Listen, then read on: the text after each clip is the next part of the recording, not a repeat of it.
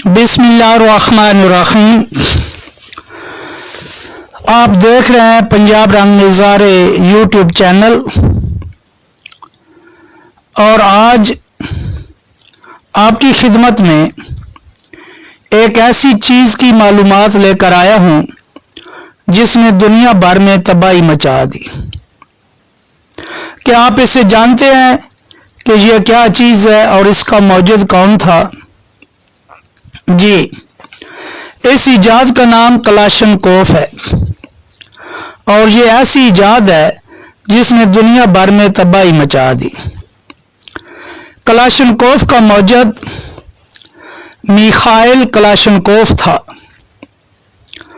जो रूस की फौज में लेफ्टिनेंट जनरल और मिलिट्री इंजीनियर था।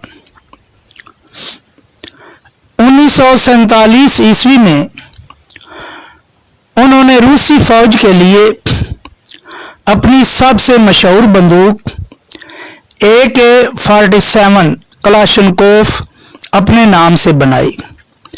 क्योंकि उसका नाम मिखाइल कलाशनकोफ था तो उसने अपनी इस इजाद का नाम भी कलाशनकोफ AK-47 रखा।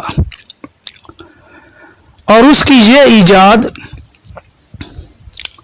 इतनी मशहूर हुई कि दुनिया भर में 10 करोड़ से ज्यादा की तादाद में फैल गई। इसके बारे में तारीखदान लिखते हैं कि इस इजाद की वजह से मिखाइल कलाशनकोफ बहुत दुखी था और हर वक्त गमगीन और परेशान रहता था। मिखाइल कलाशनकोफ अक्सर कहते थे कि काश मैं इस बंदूक की जगह घास काटने वाली मशीन ही बना लेता, क्योंकि उनका असल मकसद अपने मुल्क का दिफा था। लेकिन उनके तसव्वुर से यह बाहर था कि यह बंदूक गैंगस्टर्स, जंगजुओं, बागियों और दहशतगर्दों के हाथ लग जाएगी, जिसकी वजह से वो दुनिया भर में होने वाली हलाकतों की वजह से परेशान थे। चुनांचे मंडे से पहले उन्होंने चर्च के सरबराह को एक खत लिखा और इस खत के जरिए